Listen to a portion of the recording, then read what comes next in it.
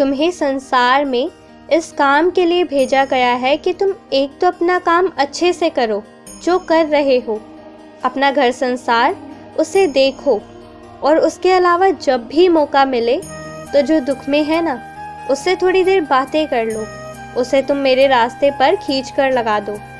याद रखना, तुम पूरे मन से जिसके लिए विनती करोगे ज़रूर स्वीकार होगी, और इसलिए कभी भी किसी के लिए विनती करो तो बहुत सोच समझ कर करना।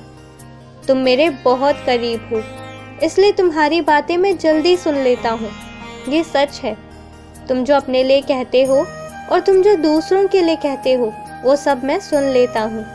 अगर तुम मुझे कोई उपहार देना ही चाहते हो तो फिर कोई वस्त्र मत दो, देना है तो मुझे अगरबत्ती दो। मेरे मंदिर आओ, मेरे दर्शन करो और अगरबत्ती रखकर चले जाओ। मेरी सचरित्र को पढ़ना मत छोड़ना।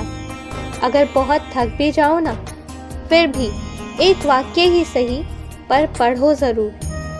देखो, औरों का मत सोचो, मैं सबसे ये काम नहीं करवाता, लेकिन अगर तुमसे कह रहा हूँ तो कोई मतलब है। तुम्हारे छुपे हुए सवालों के जवाब वहाँ से निकलेंगे। तुम पढ़ना शुरू तो करो।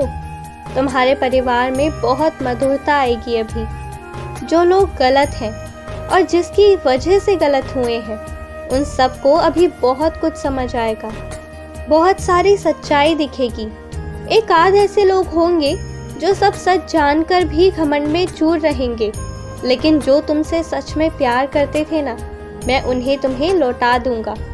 तुम्हारा दर्द मैं नहीं देख सकता, इसलिए मैंने निश्चय किया है कि तुम्हारे जीवन में प्यार करने वाले लोगों को अलग अलग रूप में मैं भेजूंगा, और समझ लेना वहाँ से तुम्हारा साईं तुम्हें प्यार दे रहा है।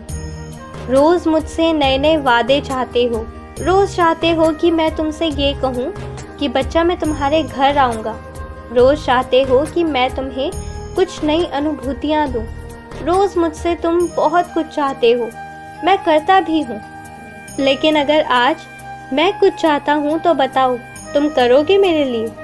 तुम मेरे लिए बहुत कुछ करते हो, मुझ पर बहुत विश्वास करते हो, बहुत सच्ची भक्ति करते हो, लेकिन मैं तुम्हें काम दे रहा हूँ।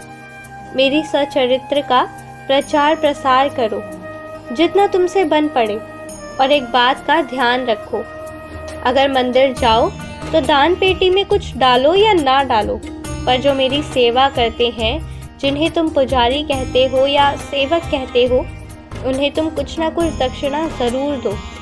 समझ लेना कि उनके हाथ में जो दिया है वो उसी क्षण साईं ने स्वीकार किया है। ये बात मैं तुम्हें हमेशा याद दिलाऊंगा।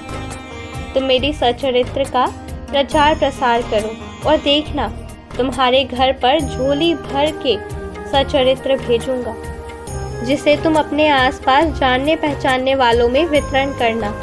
तुम मेरी महिमा का गुणगान करो, और देखना तुम्हारी जिंदगी में बहुत समृद्धि आएगी। इस वक्त जो रिश्ते तनाव में चल रहे हैं वो अपने आप ठीक हो जाएंगे। खुश रहो। जो काम कर रहे हो बहुत अच्छे से करो, उसे ही अच्छे से करो। इससे ज़्यादा काम अपने ऊपर लेने की ज़रूरत नहीं है। आराम करो। मेरा आशीर्वाद स्वीकार करने के लिए तैयार हो जाओ। मैं आ रहा हूँ।